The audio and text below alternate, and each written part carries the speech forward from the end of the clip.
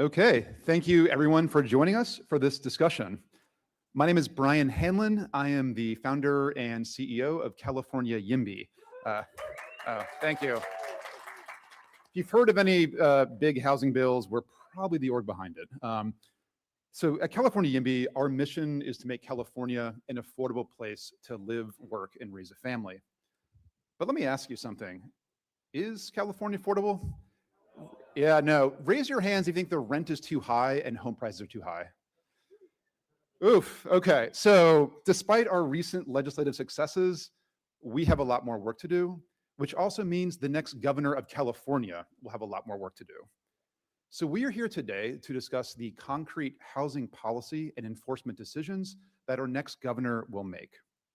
Audience members and pro-housing activists from across the state submitted most of the questions that I'll be asking today. One housekeeping note, much like the supply of housing in California, we have a shortage of time for this discussion. So please, out of respect for your fellow neighbors in the panel, do not exceed your allotted time. Please mind the clock at the front of the stage. This is a forum, not a debate, so candidates, please refrain from bringing up rival candidates in your answers. I will interject if we are over time or grossly off topic. So let's get to it. I'm going to introduce all the candidates, and then we'll proceed with opening statements. So please hold your applause until the end. Representative Eric, actually, I'm going to go in order. Representative Katie Porter. Secretary, former Secretary of Health and Human Services, Javier Becerra. Representative Eric Swalwell. Former State Controller Betty Yee. Tom Steyer. San Jose Mayor Matt Mahan. And State Superintendent of Public Instruction Tony Thurman. Now to opening statements. Each candidate has 1 minute to introduce themselves and say why they are the best candidate to end California's housing crisis. The order in which I call on candidates now and from here on out has been randomized. Secretary Becerra.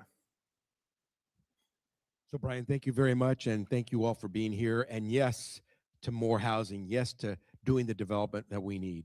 What I will tell you is, as the son of immigrants, first in my family to have an opportunity to go to a university, I understand what it means when you can work hard and actually then own a home. Because a construction worker and clerical worker somehow were able to do that, even though they never got to step into a college classroom. We need to get back to those days when we rewarded those who work hard, who may be the hardest working and lowest paid, but still could somehow figure out how to own their own home. And so my job is to get us there. But right now we've got this crisis that we have to deal with, man-made crisis from DC or the affordability crisis here. That's what we have to tackle. I intend to be the governor that can do that. Thank you, Secretary, for that brief on time remarks. Okay, now we got the clock working. Superintendent Thurman, you're up next. Hi, thank you for being here. Good afternoon. You know, I have a plan to build 2 million housing units that builds on using the surplus property that exists in every single county in this state. These houses can be built without additional permitting from cities and counties, and we can provide 2.3 million units by the year 2030.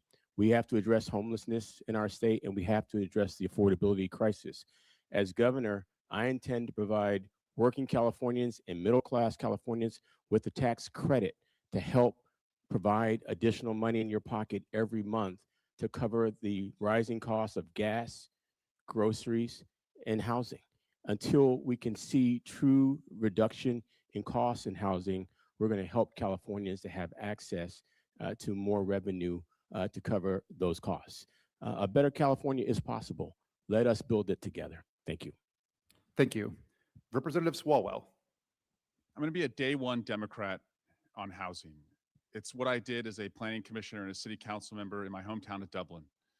It was the 13th place that I had lived in California and the 11th high school I went to before graduating high school. My parents moved all over California. It was a place of low income and lower expectations. But I came home because everyone else around Dublin had gone no growth, but we were building like crazy. And we worked with builders and developers to build new schools, new police stations, new fire stations, new senior centers.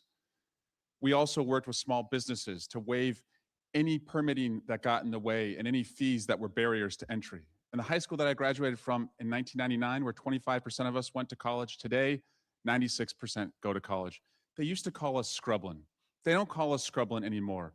We did it there in Dublin, and I'm going to do that turnaround story from Scrublin to Dublin all over the state. Thank you. Mr. Steyer. So I want to thank you guys for having us here today. And California YIMBY had a fantastic year last year. SB 79, fantastic. CEQA reform, fantastic. And by the way, I publicly supported both of those initiatives strongly. When we think about housing and affordability, housing is at the center of affordability. I've said we'll build 1 million houses. How are we going to do that? There is no silver bullet in housing. It is silver buckshot. Multiple areas where we need to make progress. And the ones that we've been talking about permitting reform, about zoning reform, yes, you guys are on it and it's going to happen. People don't talk enough about how much it costs to build per square foot. And I can tell you, there's technology, it's here to reduce it right now by 36%, and that's going to grow. We need to bring down the cost of housing. We need to build houses. We got to make it legal to build houses in California again. Thank you. Representative Porter. Good afternoon. Good morning, YIMBYs. It feels like afternoon already when you're at convention. I'm Katie Porter. I'm a single mother of 3 teenagers. And if this campaign had a sub-slogan, it would be make sure my kids don't live on my couch. I am running to make sure the next generation of Californians and everybody who's already here is able to have housing. My background is in housing. I got my start in California Public Service when our then Attorney General Kamala Harris asked me to serve as the state's foreclosure prevention monitor, holding the big banks who did a lot of damage to housing in California accountable and helping prevent foreclosures and evictions. I am really committed to innovating in housing. I want to be the governor for good ideas, and good ideas come from groups like YIMBY who work together, who test things, who are willing to go back and adjust laws and iterate them to get them exactly right. We must innovate in construction, in finance, in design, and together we will create a whole new generation of housing for Californians. Thank you. Mayor Mahan. Good morning, fellow YIMBYs. I'm Matt Mahan. I'm thrilled to be here with you this morning. Our housing shortage is a man-made crisis that is stealing our collective future. As a big city mayor, I'm the only candidate who has again and again, dozens of times, stared down the forces of special interests and NIMBYism to get housing built. In San Jose, we have moved infill housing projects to ministerial approvals. We've dramatically reduced one-time fees, including unfunded inclusionary requirements, embraced AI to speed up permitting, eliminated parking minimums, and as a result, we've seen thousands of homes break ground and thousands more will this year. As governor, I will cap excessive fees, industrialize housing production in California factories, and take on building codes that increase costs without making us safer so we can have a housing abundant future for everyone in California. Thank you. And finally, Controller Yee. Thank you. Good morning, everyone. As your former controller, very much involved with the state's housing financing programs. For all of the work that YIMBY has done, it is now time for the state to begin to really focus on implementation. And when I say implementation with urgency. It is about how we align our financing programs to be able to fulfill the promise of the whole package of legislation that was passed this past year. And when I look at the work that's ahead, what we have to do is to be sure that we're holding our local jurisdictions accountable. And there are ways to do that, but I hope that we can bring now better accountability and transparency to how we're going to meet the housing needs of California and also be able to keep costs down. I know from an economic perspective that for the past 2 decades, our economic growth and health of California was going to be stagnant if we don't do anything about housing security and housing affordability. So really look forward to the partnership together going forward. Thank you. And thanks to all candidates for abiding by the 1 minute time. Really appreciate it. So now we're going to jump into our first question series. For the yes/no questions, please answer with a yes or a no. But you may elaborate with 1 sentence but please no German-style compound sentences with 12 subordinate clauses. Keep it brief. For the open-ended questions, you will have 45 seconds to answer. So let's start with a yes or no question. Do you think California's housing shortage is primarily the result of local and state regulatory barriers to home building? Yes. Oh, No, I'm sorry. I'm trying to get the clock people. It should be 45 seconds, not a minute. For these. Please, Representative. yes, I think that is a big, big driver of it. And I think we're working on solutions to that. Our localities need funding. And what they have been doing is using housing, adding fees. So I think the legislation that you're working on that would require the disclosure of fees at the beginning of a project, the requirements up front so they don't keep being additive and delaying projects is a really big innovation. It's not our only problem. We also need a lot of innovation in how we finance homeownership to make it available to people who can't get to that 20% down payment. I think we also need to innovate in construction, and there's a real opportunity to speed up construction and drive down cost. But anybody who thinks that localities are not a problem hasn't had to represent Huntington Beach like this girl. Okay, and let me again, this was the yes or no question series, and so I should have interjected bad moderating on my part, so no worries.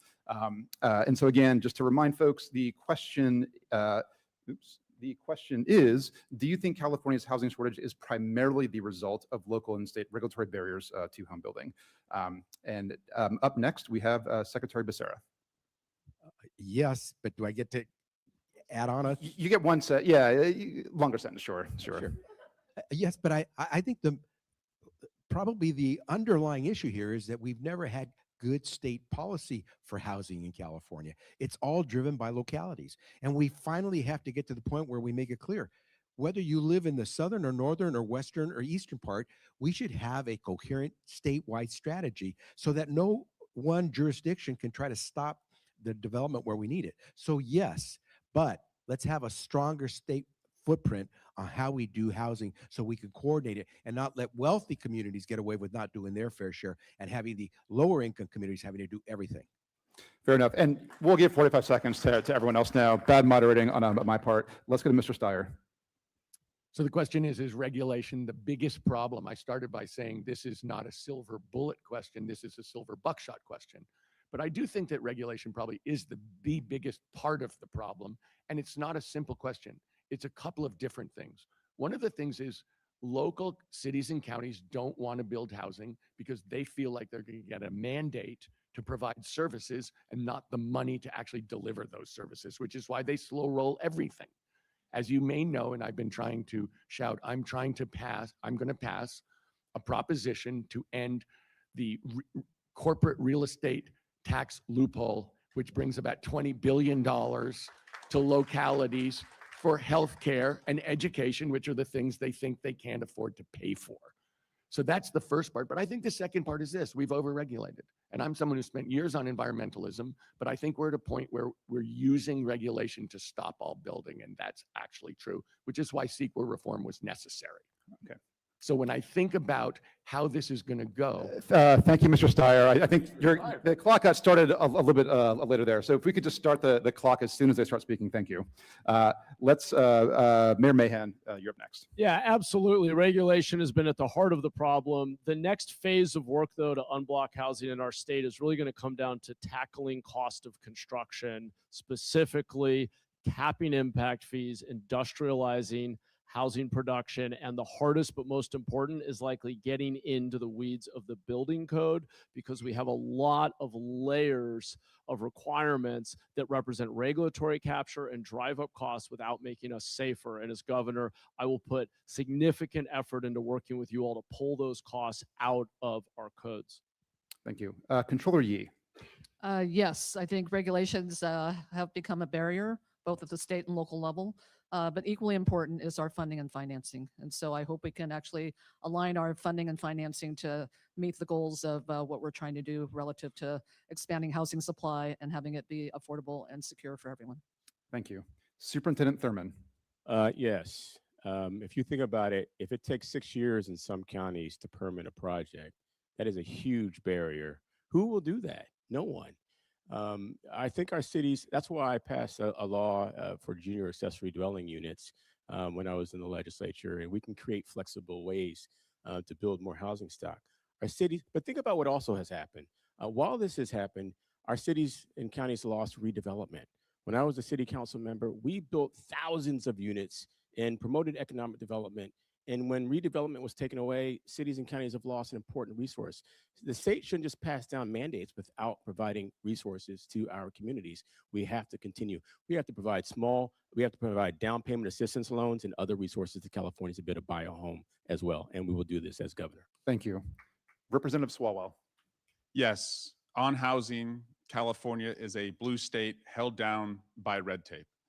And when I say I'll be a day one Democrat, I'm going to put shot clocks in place. I've always believed that a goal without a deadline is a dream, and Californians are done dreaming. So 90 days for every agency to make a yes or no decision on housing. So that's Fish and Game, that's Coastal, that's Fire Marshal. They're going to have 90 days. If we put more deadlines in place, we'll see fewer reports and more rooftops. That's what being a day one Democrat is. Thank you. Now, let's move along to talk about politics here. So which political risk are you prepared to take as governor to solve California's housing crisis? For example, name one or more powerful interest groups that you would take on. And we're going to start off. These are 45-second questions. Thank you. We're going to start off with Superintendent Thurman. Easy. I would take on the homeowners insurance folks, because look at what happened, the fires in the Palisades and Altadena and other places, and people pay their premiums, and then when we need support, these companies say, sorry, we're not going to insure you. And then right after that, these companies were given a rate increase. I'm sorry, where I come from, when you do a poor job, you don't get a raise. As governor, I will say, if you don't write policies, you're not going to get a rate increase. I'm sponsoring legislation right now that would help to provide another $10 billion of funding for building affordable housing. I mentioned that we can build 2 million units. And so we're going to hold industries accountable, including the homeowners insurance industry. Thank you. Controller Yee. Similar with the superintendent, but I also want to bring back redevelopment financing. And that will be a fight with our education community. It is was dissolved because we had a budget shortfall years ago. But I have to ask them, where are our educators living today? And so this will be a financing tool that's so critical for our local governments to have incentive to continue to increase supply with urgency, and gives them some authority back with respect to the financing of infrastructure as well. Thank you. Representative Swalwell. The president has declared war on California, and the amount of money that we have to do redevelopment, the amount of money we have to do housing, the amount of money we have to do infrastructure is at risk when the president takes away healthcare, closes rural hospitals, pulls port security funding, gets rid of cancer research funding. I will be a fighter protector every single day on offense. I'll work with Speaker Jeffries, who's going to be the Speaker of the House, to work to claw back as much that we have already lost, as I did when I was on Speaker Pelosi's leadership team in 2019. We have a lot of leverage when we're in the majority. That gives us a bigger pot to work with to meet our housing and transportation needs. Thank you. Secretary Becerra. So I agree with Superintendent Thurman that we have to tackle this insurance crisis that we have. And if you think about it, insurance is a numbers game. You're just spreading risk. So there's no reason why any insurance company should be bailing out of California, especially after years and years of collecting premiums from so many California payers. We just have to have them show the books so we can see how they balance their records. And they're entitled to make a profit, but they're not entitled to just skip out of town when they think it's easy. The second thing I would add, though, it's a close race, is wealthy communities who feel very comfortable where they are. We have to get them to participate. They're Californians as well. And we need them to understand that we're all in this boat together. We lift all boats, but we have to have them participate as well. Thank you. Mayor Mahan. There are a lot of interests that we will have to take on to build more housing, but one that hasn't been mentioned that's maybe the most significant is a tough conversation we need to have with our friends in the environmental movement. And that doesn't mean sacrificing the quality of our air or our water, but it does mean further streamlining of review processes and CEQA and related requirements.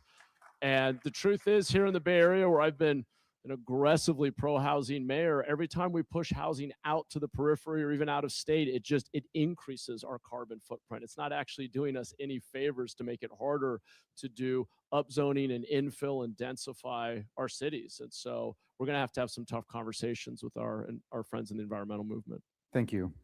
Representative Porter. So it's easy to say something like, I would take on apathy. That is a powerful interest. But I watched what happened with SB 79 and I came out for it. I think it was the first candidate on the stage to come out for it. We know who opposed it. It was our friends in labor. And we really have to protect their right to organize residential workers, to grow that unionized workforce. But labor is a big family, and there are a lot of folks in labor who make a lot less than the building trades, and they're not able to afford our homes. So there's a lot of division here in the labor community. I think there is a path to a residential union construction workforce, but they need to get on that path, not just say no to housing. And this answer is going to get me in a hell of a lot of trouble. But that was our biggest barrier in SB 79 and the other bills you all have done. Thank you. Mr. Steyer. So I have a history of taking on funded special interests, corporate special interests, including oil companies, tobacco companies, and out-of-state companies that weren't paying their California state taxes. In this case, what I'm talking about when I'm saying we're going to roll back the corporate real estate tax loophole, actually, I completely agree with Mayor Mahan that localities are trying to stop us. So we're going to have to get that $20 billion and use it as a incentive for people to actually approve building. That means taking on people in split roll who are going to fight, because that's $20 billion out of their pocket and they're going to hate me for it.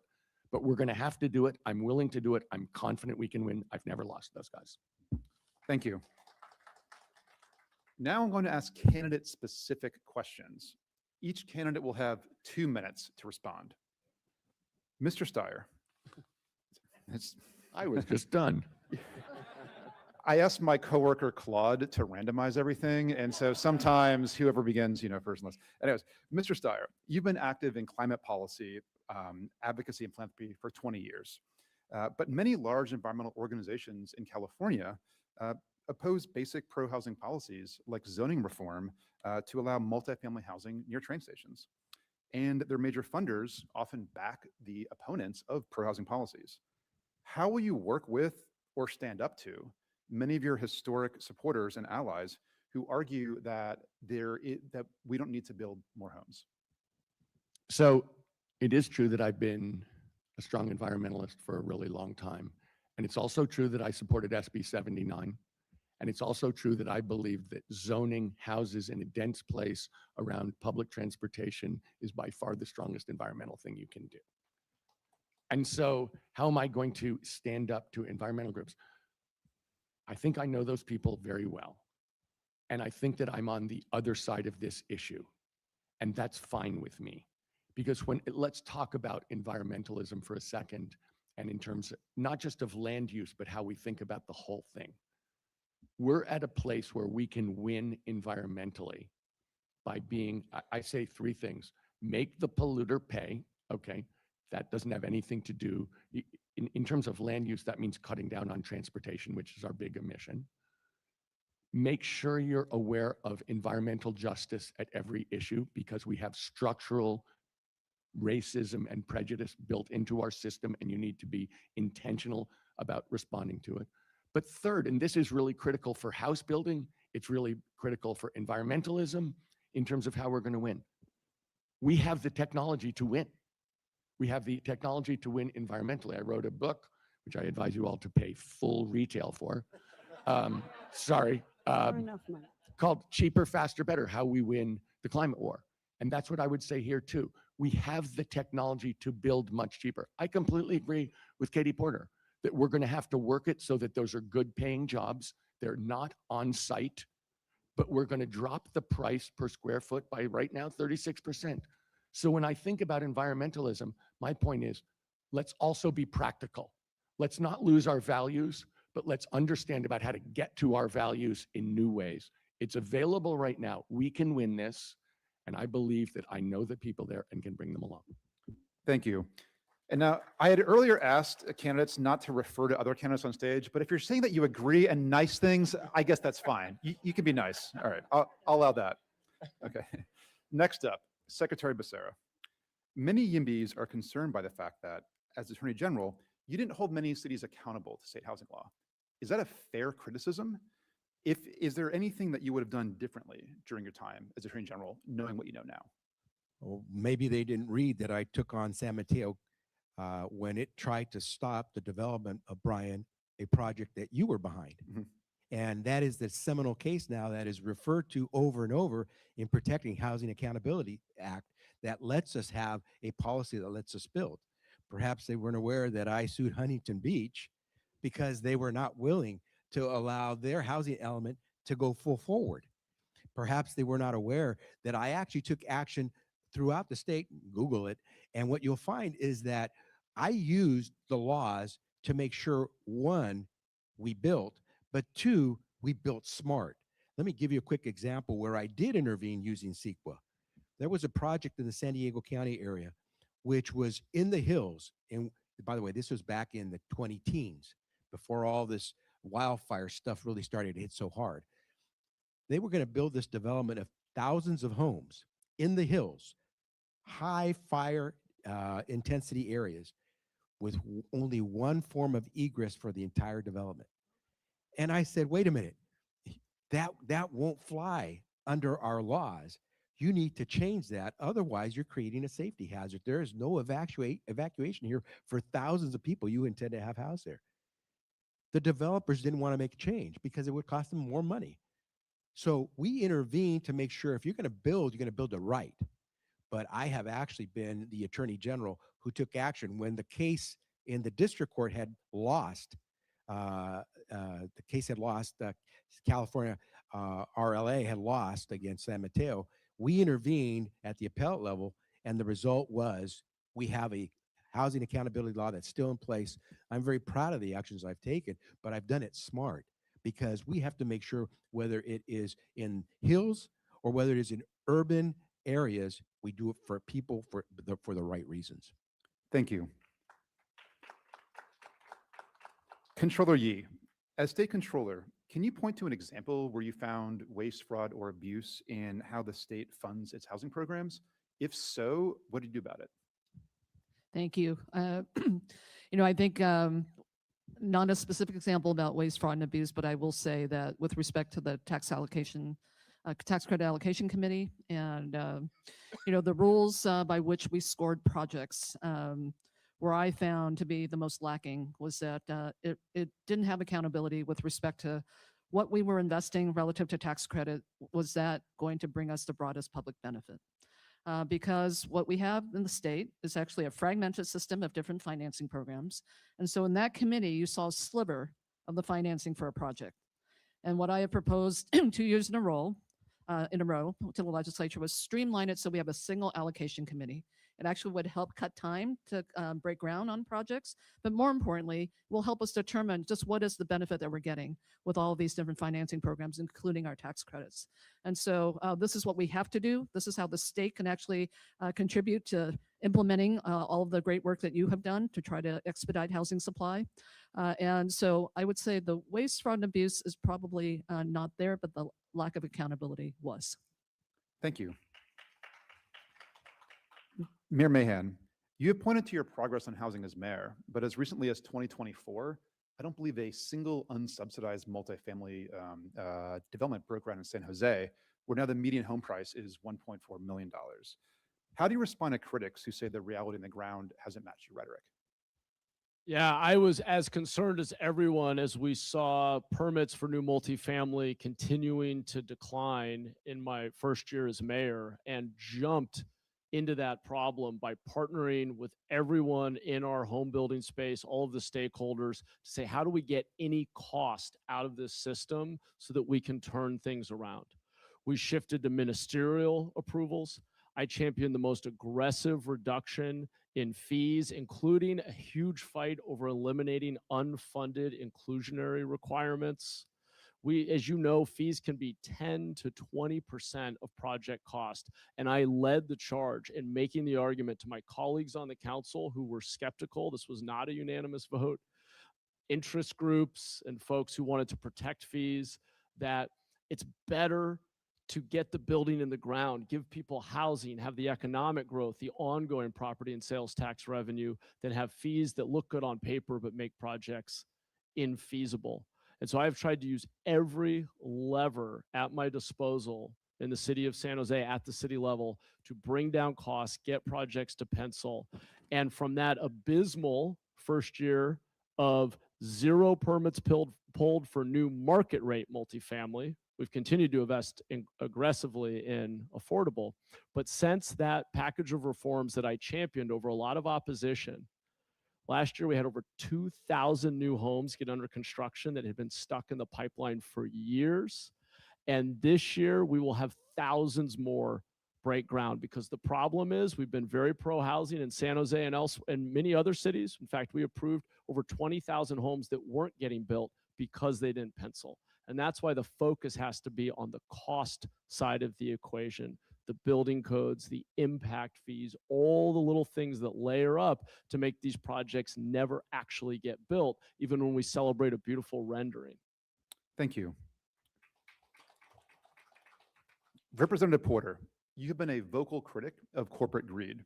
Many of the achievements of the YIMBY movement have passed with large, diverse coalitions, including business groups on one hand, labor unions on the other, progressive Democrats, even conservative rural Republicans. So as governor, how would you maintain this bipartisan pro-housing coalition? And how would you grow the pro-housing movement while still staying true to your values? Corporations are a positive entity. They create jobs, they help businesses organize, they help them develop. But corporations need to be honoring the promise. We give their owners and their shareholders benefits under our tax laws, under our corporate laws, and in return, they should price their things honestly, pay their employees a living wage, and pay their fair share of taxes. So that's how I think about the contract that government has with corporations. I think it is a gigantic win to celebrate that the housing movement is breaking down some of these barriers and some of these divisions between groups. I hear it over and over again, including from large corporations, including CoreLogic, which is the biggest housing data company in the United States in Irvine. Why can't you grow? Why aren't you growing here in California? Why are you adding divisions in Texas? Why? Because there isn't housing that their workers can afford. So we need this to be, the business community needs to be all bought in here, because they are actually losing their ability to grow, their ability to expand, their ability to take advantage of new markets, because they can't get workers who can afford to live here. People compare the cost of housing, they compare what they're getting paid. We're paying a premium on salaries in California, but Californians know it is still not enough to overcome. We have more jobs per housing unit in California than the vast majority, if not all, other states. So the job piece is there. Businesses understanding now that they need to be part of a pro-housing coalition. I would say the environmentalists are moving slowly, but I see good directionality among the environmental movement. To be an environmentalist is to be pro-housing. To be a good business is to be pro-housing. And I think that is a very consistent message with all of my work, with or without a whiteboard, to call out CEOs who are straight up cheating people and lying on the witness stand. Those are two wildly different things. So don't cheat, don't steal, don't lie, and I'm gonna have no problem with you growing your business and backing pro-growth policies, including housing. Thank you. Thank you. Superintendent Thurman, you were first elected to the Assembly in 2014 and then superintendent in to 2018. So during this time, California's housing crisis has worsened. California's public school enrollment has declined, I believe, each of the last consecutive 8 years, while many teachers and school staff struggle to afford housing. Can you point to work you have done to help address the housing shortage and affordability crisis? Are critics who say that Sacramento has failed, is that fair? I would say that for the last 5 years, I have led the fight to secure $500 million in the low income housing tax credit to support many projects, including educator housing. The 2 million units of housing that I talked about building on surplus property that schools have is largely intended to support educator housing for those who have to recruit far and travel far from where they live because they can't afford to live in the places where they work. We can expand that housing to include not just teachers, but other workforce sectors that have also been pushed out. Our first responders, nurses, city and government employees. You know, my last year in the legislature, my proposal was to put, when we had surpluses, was to say we should be putting $1 billion into building affordable housing every single year. I'll be honest, a lot of my colleagues were more interested in being able to get a check mark on a scorecard to say how much money they sent to their district. And the state hasn't invested in affordable housing. The federal government hasn't invested nothing in affordable housing. HUD has done absolutely nothing for California and the rest of the nation. This 2 million housing plan that I've talked about if we simply built 12 units on each of those parcels, we get to 2.3 million units by the year 2030. And 2030. So we can help expedite things. We have to provide the down payment assistance programs for people to be able to own a home again. The American dream is slipping away. We live in a state where we are not competitive with other states. We enjoy great benefits in terms of environmental protections. We enjoy the beauty of what we have, but we are no longer competitive. We have to reconcile those conversations with how we're going to make it more affordable for those who are actually building the housing. I brought together the labor unions and the builders to talk about that so we can find solutions and compromise to build more housing and make it affordable in the state of California. Thank you. Representative Swalwell, similar question for you. You've been in Congress for 14 years, representing a district that has some of the highest housing costs in the entire country. Can you point to any legislation you've written or helped pass in Congress that would bring down cost for Californians? In Congress, I've introduced legislation with the realtors that would give teachers down payment assistance. And building on what the superintendent just said, too often we find that the most important people in our community, teachers, police officers, firefighters, first responders, they're not able to live near where they work. And so I wanted to work and build on what we had done in Dublin when I was on the city council, which was to have a down payment assistance program as well. Also, you're looking at a guy who still has about $75,000 in student loan debt. I was proud to be the first in my family to go to college. However, I know that for first-time homebuyers, particularly in California, student loan debt is a barrier to being able to get that down payment together. And unless you have parents who are able to help out, that pathway is even harder to achieve. So I have legislation that I've worked on in Congress to have the interest on student loan debt zero. The government should not make money on students, particularly when it is a barrier for first-time homebuyers. And so I will be mindful of that we're a state where the average first-time homebuyer is 40 years old. And my promise to you is that when we get this right, and there's a lot that a governor does with appointments to the Board of Regents and overseeing the greatest education system in the world, but one that's too costly and not accessible enough, that we have to be mindful that this state has to be one where you can take your first job, have your first kid, and buy your first home, God forbid, in the same decade. I did that work in Congress. I did that work on the city council to increase pathways to home ownership, and that's my day one priority as the next governor. Thank you. Now let's talk about local control for a minute. How do you weigh the concerns of local officials and those who need more affordable housing? It's probably no secret that some of my friends in local government don't always love every single bill that California YIMBY sponsors. So let's start out with, it's going to be a yes or no question, but I'm still going to give you 45 seconds. I'm going to skip the next question. All right. The question is, when local jurisdictions repeatedly fail to achieve their housing goals or refuse to comply with state housing laws, should the state government assume any zoning approvals or other land use powers? Mr. Steyer, you're up first. So it's a yes or no question. Let me say this. Start with a yes or no and then answer. we should be holding them responsible to living up to the laws of the state of California. Yes. But let's talk about it for a second, because one size doesn't fit all. And one of the things I've been talking about is bringing $20 billion new dollars to local jurisdictions for education and health by closing this corporate real estate tax loophole. That is otherwise described as leverage. You have a lot of money that you are delivering to them for their purposes.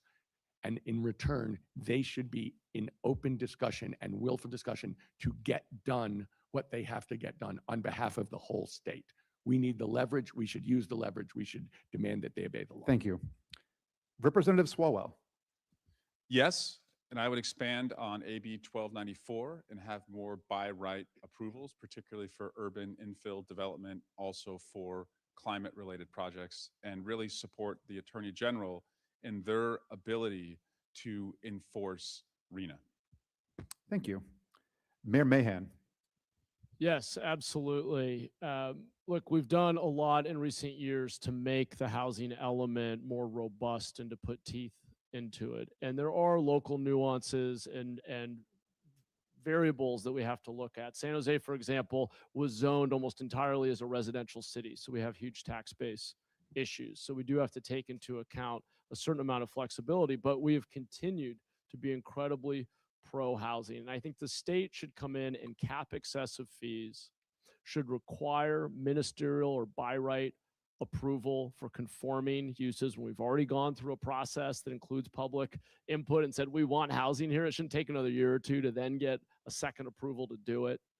And for bad actors, for cities that are not implementing the policies and programs that enable more housing production, the state needs to use the legal system and or step in to hold them in other ways, to hold them Thank you, Mr. Mayor. accountable for following the law. Thank you, Mr. Mayor. Superintendent Thurman. I don't know that it's ever a good idea for the state to carry out the local planning decisions in any community. I think the state's job is to hold local jurisdictions responsible for their RENA numbers and for providing resources and incentives. There should be no unfunded mandates coming from the state. There are ways to enforce these rules, but I think that the state should be looking at ways to give resources.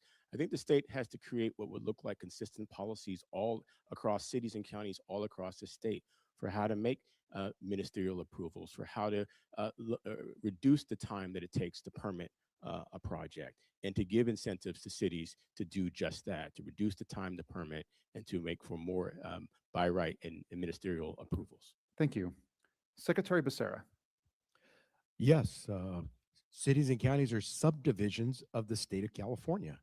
They operate as part of the state. They are not independent of the state. They are not sovereigns. And so, yes, we need to have statewide policy. But let's recognize somebody's got to build the infrastructure, the plumbing, the electrical. They need resources. And after Prop 13 and with the loss of redevelopment funds, they are strapped. And so, to Tom's point, we have to make sure the resources are there so we can have good infrastructure, because I guarantee what will happen in wealthier communities, you'll have great infrastructure. In poor communities, they'll get shortchanged. Not on my watch. Thank you. Controller Yee. Yes, and if equity is an ultimate goal of what we're all trying to achieve relative to housing, I would say that we really need to understand why jurisdictions are not doing their part. And a lot of it, I think, is going to be fiscal constraints.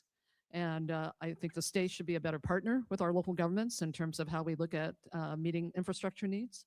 I think we should give our local governments more authority that goes along with their responsibility, like lowering the vote threshold for local housing bonds and other measures. And also looking at how the state can be a better partner in incentivizing business development so that we're not just talking about housing, but how we're building economically and environmentally sustainable communities for the long term. Thank you. Representative Porter. A lot of cities are not building because they just don't want to. Trust me, Newport Beach has the money to build. They're not under fiscal constraints. They're NIMBYs. Let's just call it what it is. look, RENA has a collaborative process in it. There's an opportunity for jurisdictions and areas to come up with these goals. They're not imposed. They're constructed together, but people treat them as completely aspirational and blow them off. Attorney General Bonta used to do me the kindness of calling me to give me a heads up when he was going to sue Huntington Beach, which meant we talked every week. And look, it's what the housing is going to be in any given community is going to look different. Different styles, different types, different formats. But everybody has to get in the game here. Everybody. Thank you. Now, the job of being governor isn't just about policy, it's also about management. So let's discuss which qualities and job experiences would you prioritize when hiring staff to manage and direct housing policy in the governor's office and to run the Department of Housing and Community Development? And Controller Yee, we'll start with you. I would say who I would look for is someone who is comfortable working with diverse stakeholders, someone who has an understanding of housing finance, and also someone who's not afraid to just call out the progress that we're making or not. Look, this is about really doing right for Californians. We have to have the highest degree of accountability and transparency. And if we're not doing well, we've got to own it and go back to the legislature and to say, look, we've got some barriers here that need to be resolved. Let's work on this together.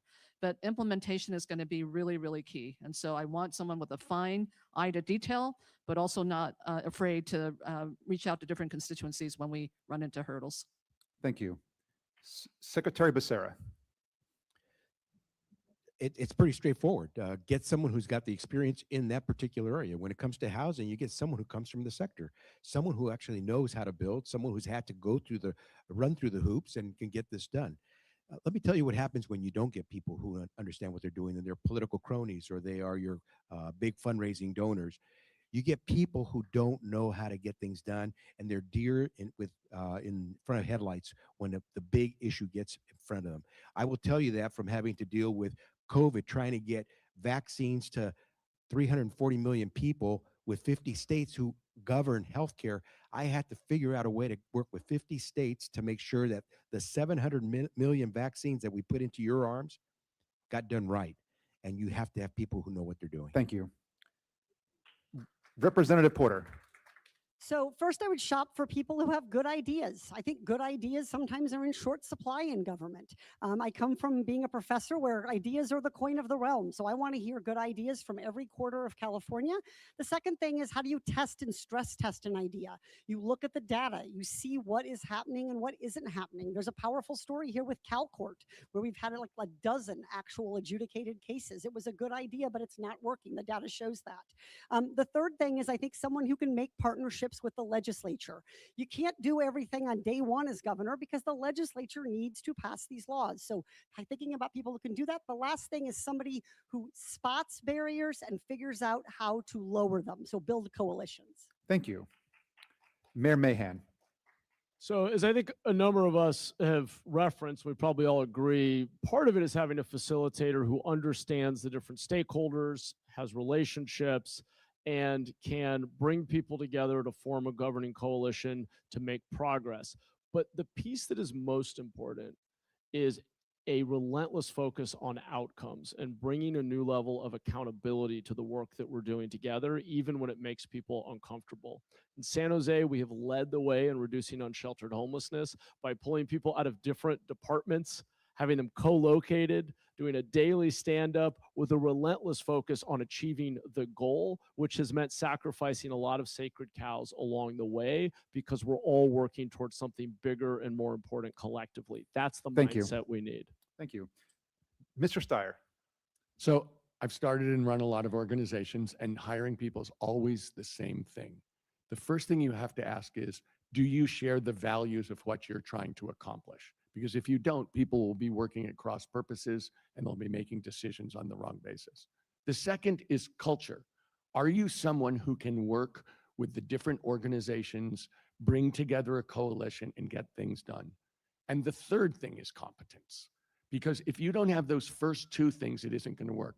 But look, I'm talking to California NIMBY, we all know you've got to be able to read a P&L. You've got to be able to go through the numbers and understand how it really works. So that's all it is. It's values, culture, competence. You have that, we'll get a great team. Thank you. Representative Swalwell.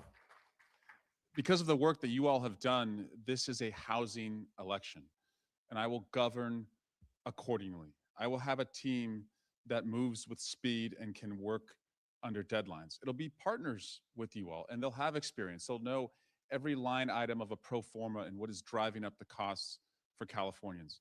But I also know that the governor of California appoints more people to boards and commissions than anyone in the world other than the president of the United States.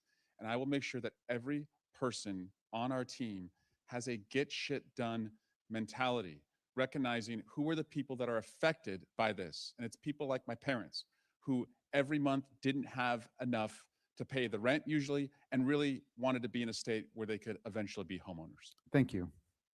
Superintendent Thurman. I would echo what my colleagues have said about someone who's a team player and who can bring people to the table as governor. I will ask California EMB and other partners to give input to help shape the policy. But there's one thing that I think is so critical, and there's no one person that I would hire, but a team of folks who have the lived experience of actually having to build housing, who understands what the budget means. I spent time with some builders recently who told me that they lose so much on projects. They just sell it to get it off the books because they're losing so much money. I want someone who can say, been there, done that, either because they've been a builder, they've built housing, or they've worked for a nonprofit entity where they can say, I've delivered on housing, so we can deliver for you and deliver on housing in California. Thank you. Now let's talk about defining success. What does housing success look like to you after 4 years in office? Please cite measurable outcomes. They might look like units built, the share of Californians who are homeowners, prices stabilized, population growth, whichever metrics you prefer. And we're going to start with Representative Porter. So I would say the percentage of the people's incomes that they're devoting to housing is a really important measure. It's a long-standing one. We used to talk about 30%. Now you're darn lucky if it's under 50.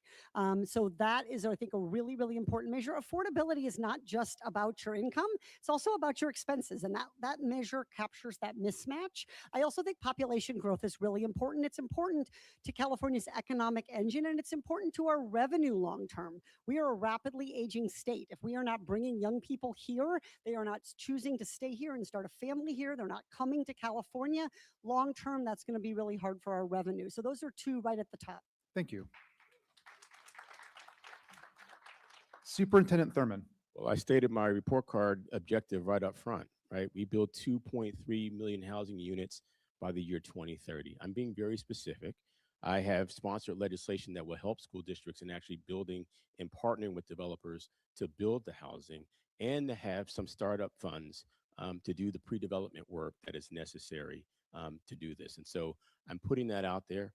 I also plan to make sure that we can provide down payment assistance programs for our first-time homebuyer programs. California has had them, but hasn't funded them. What good is it to have the program and not fund it at a time when Californians need this?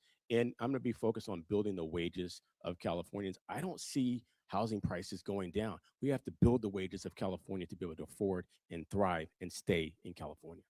Thank you. Mr. Steyer. So I was sitting here trying to think of the 4 things I'd measure, and here are the 4 things I'd measure. One is the number of houses, because we absolutely have to build houses. The second thing is the price of housing, because people are being priced out and we can't afford to build houses unless we bring down the cost. The third is, okay, housing's not just housing. Who's buying the houses? Are we doing, low income housing? Are we doing moderate income housing? Are we doing teacher housing? How we break that down is going to be unbelievably important to me. And the fourth thing is this: there are an awful lot of renters in this state. I'm for rent control. I am going to care a lot about what rent is, because people have to be able to make rent. So I'm going to be following that really closely, and I believe in rent control. Thank you.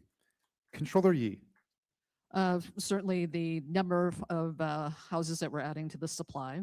But I also want to look at this statewide, because I don't want this to be about a shifting of burdens from areas that have more capacity than others. because we need housing supply in all parts of the state. And then secondly, looking at is it really driving down the number of people who are feeling housing insecure, both renters and those who are homeowners. Thank you. Representative Swalwell. I'll look at the average rents and whether they're stabilizing or coming down in each region of California. I'll also look at the average age of a first-time home buyer.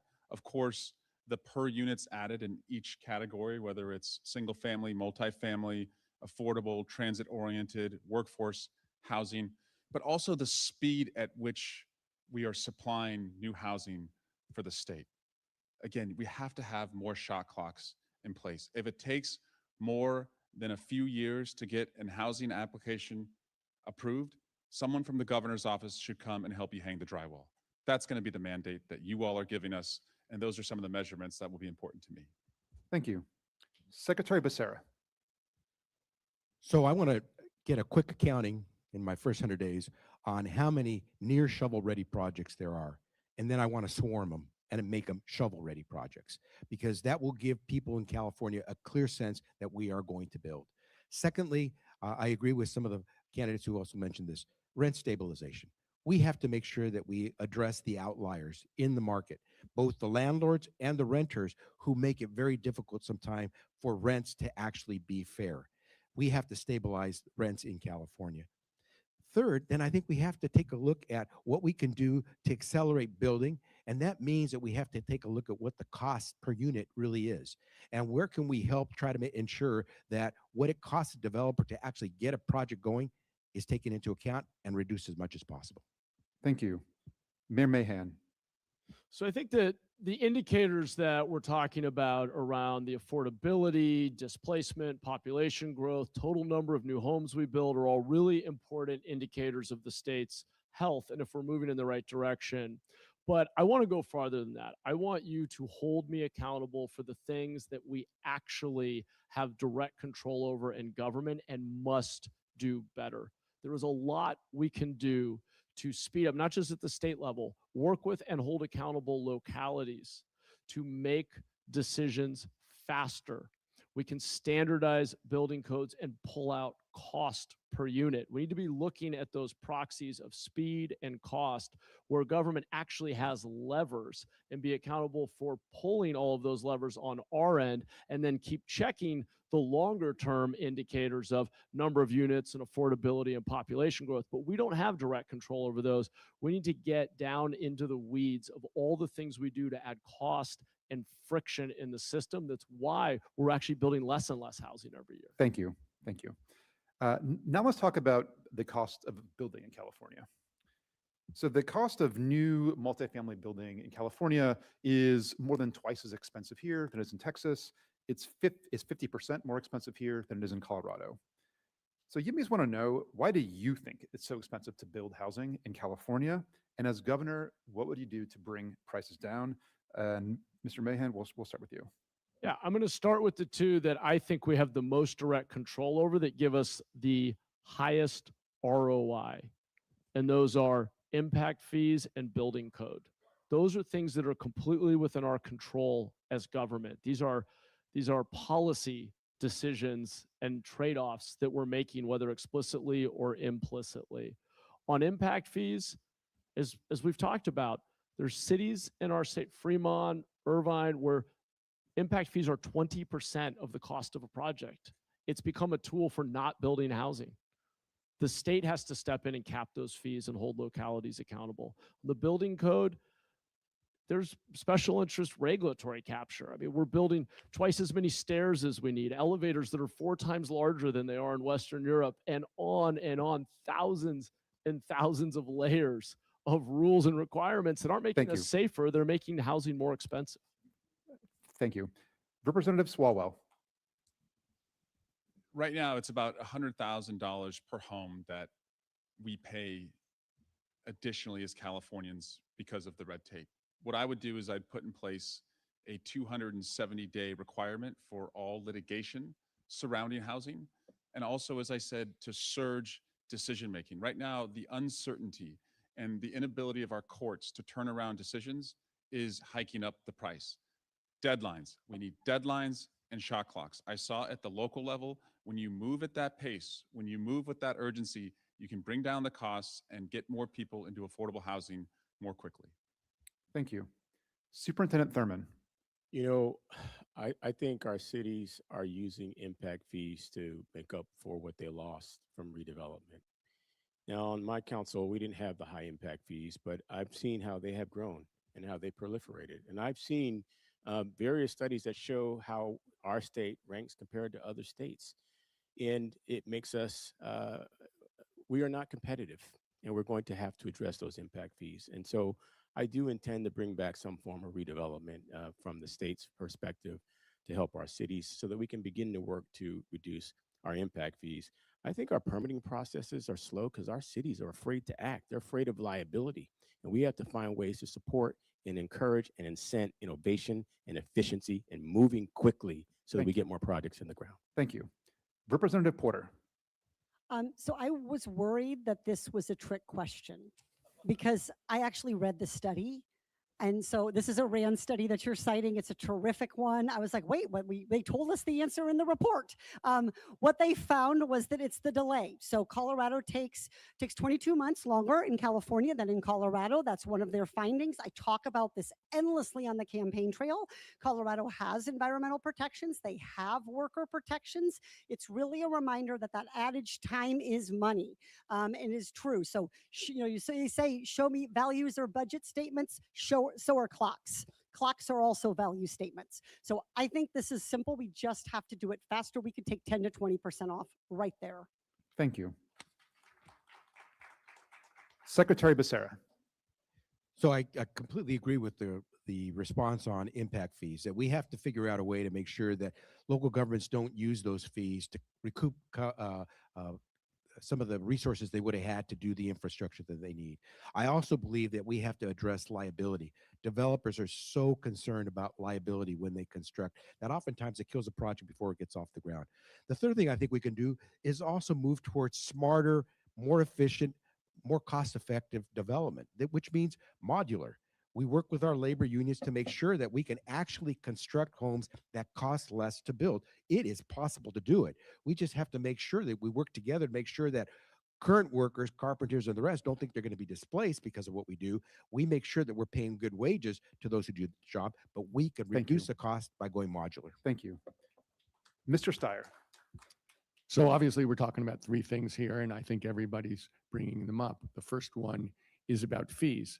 And again, I will say, these cities and counties are putting in these fees to pay for the bills that they're scared they're going to have if the buildings get built and the people move in. And that's why it's really important to bring money to the table, which I'm doing, so that in fact, on a local level, they can afford to say yes.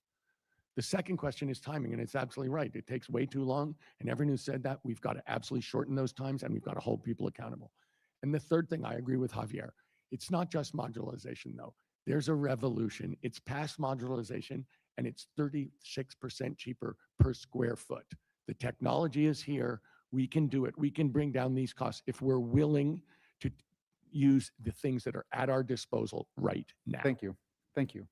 Controller Yee. Definitely the delay in permitting. Look, time value of money is just so palpable in this industry, and we've got to do better there. But I also think that the fiscal incentives need to be there for our local agencies as well.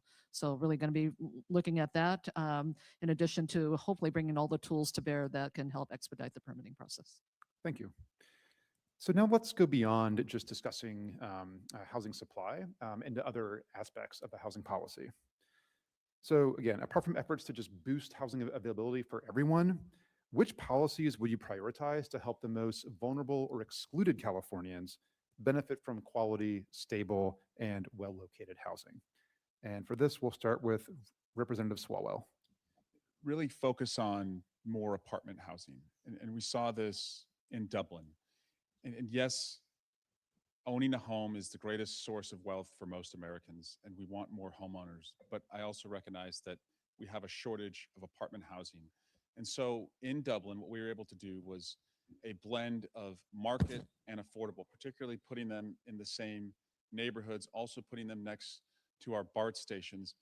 doing deals like real property exchanges. We have so much underutilized commercial real estate or state land or even federal land where we could do real property exchanges to build more apartment housing, surge supply, bring down the rents. Thank you. Mr. Steyer. So I think one of the things that we can absolutely do is try and meet that missing middle. And that is to build under less stringent regulations, 2-story to 9-story buildings that include, low-income housing as part of the project, which is the way we've always done this. And I think that the key to this is going to be how fast we get it done. And there are going to be rules. There's lots of specific things like the length of liability for a developer. I know that's a huge reason this hasn't been happening. But I also know the per square foot stuff actually works way past 9 stories, so that the technology is here to drive down the cost so that we can put in more affordable housing in every project, because the cost per square foot is lower, which means Thank there's more ability to pass money on Thank you. low-income housing. Controller Yee. I'm going to go back to an earlier point that I made, and that is we really do have to just back up a little bit and talk about housing within a broader context of how we're building economically sustainable communities. What are we doing in terms of attracting business development? So if we actually increased all the housing supply and people are still commuting 2 hours to a job, like what is that? But to have like sustainable communities where we're driving business development, where our schools understand that there are going to be opportunities for their learners to have economic mobility, where transportation is front and center, not an afterthought as an infrastructure project. And so all these things we have to have a vision about. And I would venture to say that people are going to invest in that, even the NIMBYs, because they see the potential for future generations. Thank you. Superintendent Thurman. We have to build at every level, low-income housing, workforce housing, even for those who are more affluent. And you can use some of those proceeds to help to build more housing for those who are low income. But we have to, at the same time that we're doing this, we have to address those who are unhoused. 40% of those who are unhoused in California are older Californians who are trying to make the decision between paying rent and paying for food or paying for medication. The legislation that I'm supporting right now would provide $10 billion to build affordable housing. We also have to house the 10,000 homeless youth who are under the age of 18, who are unaccompanied minors, who are going to end up as homeless adults if we don't help them. And my legislation will also do that. And so we have to build housing for our families and our workforce, and at the same time, build programs for those who are unhoused in the state. Thank you. Mayor Mahan. So when we use our precious public dollars to subsidize housing and build new affordable housing, we have to demand better from our government. Right now, there are many different funding streams that aren't sufficiently coordinated. It takes way too long to compile that funding.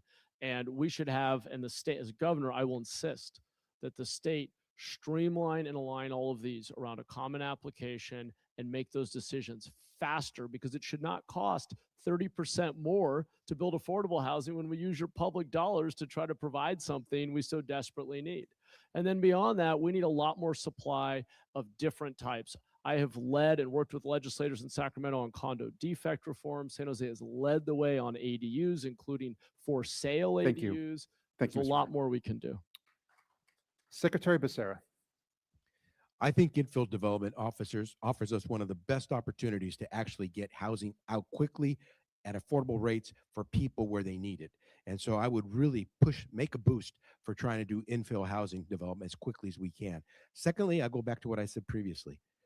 We need to have rent stabilization so that once we have units out there, people aren't being gouged. And the third thing I'll tell you is it's so important that we enforce our anti-discrimination laws, because we know there are people who try to get into some of these housing units but are deprived of opportunity, not because they didn't have the money, they just didn't look right or sound right. And we have to do everything we can to make sure that if there's a unit available, you have an equal right to compete for that unit if you got the money to pay for it. Thank you. Representative Porter. So this is about making sure those who sometimes are blocked out of homeownership or experience housing insecurity are able to experience it. I think we need to innovate in how we finance housing. This is my area of expertise. The 20% down payment is not backed by the data. Now, I lived through when it was ground zero of the 0% pick-a-pay loan. We don't want to go back there, but a 10% down payment is puts homeownership and it halves the barrier on homeownership. And the data suggests that would be enough. And I've written academic books about this. The other thing is innovating in the design of other kinds of structures like longer term leases. This is something Europe has. Why do people want to own? Because they get those benefits of home ownership. So we can have 5-year, 6-year leases, 4-year leases for our college students. Thank you. And the government has to back those though to do it. Thank you. And we are right on time here. So we're going to move into the closing vision question. So all candidates will have 1 minute in order to respond here. And so 10 years from now, what do you want Californians to say you accomplished on housing? And what hard decisions will that require today? We will start with Controller Yee. 10 years from now, Californians will be proud to see their communities thrive, to be able to say to their next generation of family members, your future is secure here. And to also look around and to say, we have confidence about the growth of California's economy because we are a part of it. Thank you. Mayor Mahan.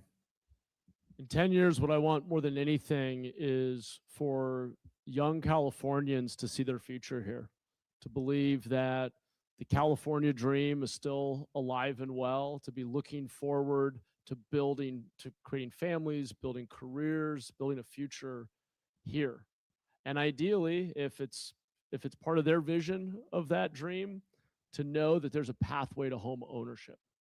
And the way we're going to get there is by taking on the vested interests, whether it's the trial lawyers who have created the construction defect liability, or it's a very hard charging and well-intended environmental lobby that has overreached.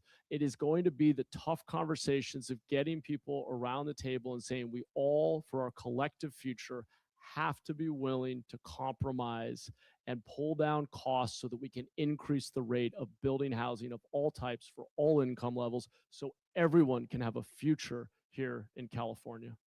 Thank you. Secretary Becerra. In 10 years, I want all of us to be able to say that we landed the plane in these turbulent times that we face with these crises that we're constantly encountering, whether it's the man-made crises and coming out of Washington, D.C., or whether it is the cost of living crisis we face here at home. We landed the plane. I want to make sure in 10 years, people are saying that construction worker and that clerical worker, like my parents, can buy their home, send their kids to college or the military or to apprenticeship, and then retire here in their state of California. We do that. We take on these menaces that are troubling us. We'll be able to do that, but it will require us to do it differently.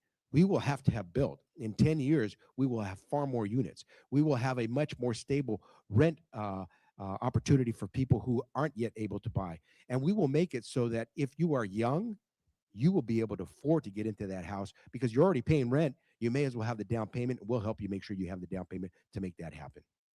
Thank you. Representative Swalwell. 10 years from now, California moms will worry less. California moms right now worry that their kids will go away to college outside of California, can never afford to come back, or that if their kids are here, they could never afford the rents or the pathway to homeownership. I'm going to do what we did in Dublin. But the problem with what happened in Dublin is no one else around us was doing it. Everyone else had gone no growth. And eventually, Dublin became just as unaffordable as everyone else because everyone else had gone no growth. By putting in place shot clocks and deadlines, by surging Experience of Cecilia Dawson, my mother, who was an immigrant, who came here from Panama, who was a teacher in San Jose, who bought a home for her 4 children, who lost that home when she passed away when I was 6 years old and was sent to live with a cousin who I never met, who lived 3,000 miles away. That would have been a great nest egg for my mother's children. And it was a representation of how the American dream is slipping away. The reason I talk about reducing permitting, increasing supply, is because I want everyone to experience what my mother and my family initially experienced in being able to own a home. We can control many of these processes. We can increase the supply, provide down payment assistance programs, and we'll be celebrating 10 years from now that we've done all those things. Thank you. Representative Porter. When I break the glass ceiling and become our state's first female governor, dads will do as much worrying and as much work as moms. I talked about my kids and about what I want for them. I want them to be Californians. That's who they are. No matter where they live, that's who they're going to be. So what do I want for them? I want to go visit them, not on my couch, in their own dwellings, with near transit that's transit accessible, that is climate resilient, that is innovatively built, and that is financed in a way that sets them up for long-term financial success. That's not for my kids, that is for every Californian. It's there for our taking. If we drive forward on good ideas in partnership, we are on the cusp of something great, and California YIMBY has built a powerful movement. I'm ready to help be a partner in it. Thank you so much. Thank you. Mr. Steyer. So I think you have to go back to the question of why California YIMBY exists. And I say this, a house is not just an investment or an asset, it's also where you build your life. And of course it's about affordability. My whole campaign is about trying to make California affordable for Californians. But the truth is housing is at the center of the California dream. And I want to say one other thing. Working people have gotten screwed over the last 45 years consistently. And when we think about 10 years from now, we've got to think about how has that changed? So we're all talking about the same thing, the number of units, the price per unit, the kinds of units that we build in terms of who is getting an opportunity to get affordable housing that they can buy or rent and rent. But there's a real question. When I look back 10 years from now, I want to know that working people can afford to live here, that their interests have been prioritized, and in fact, that we have a state that continues to be really successful, but that brings everybody along, specifically in housing, so that everybody can have the California dream, not just the rich people. Thank you. So first, I think we need a big round of applause for all the candidates for that great discussion.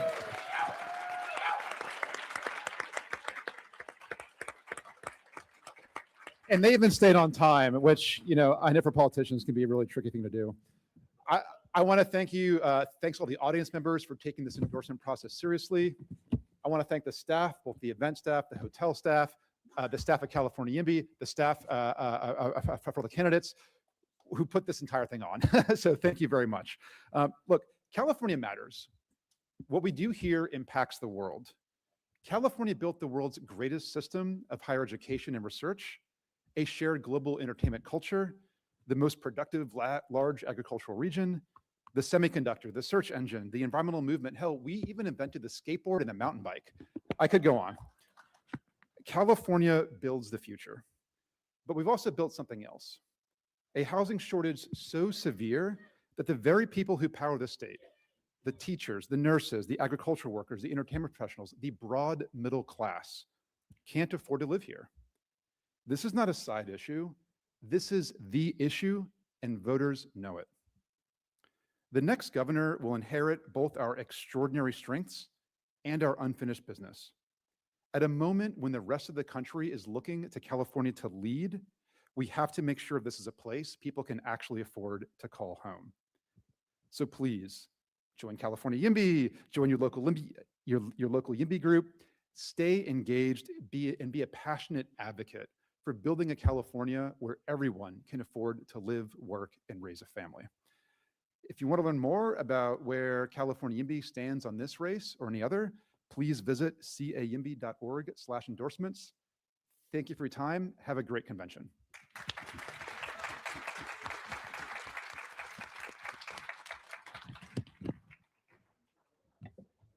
Look at that, 12:30.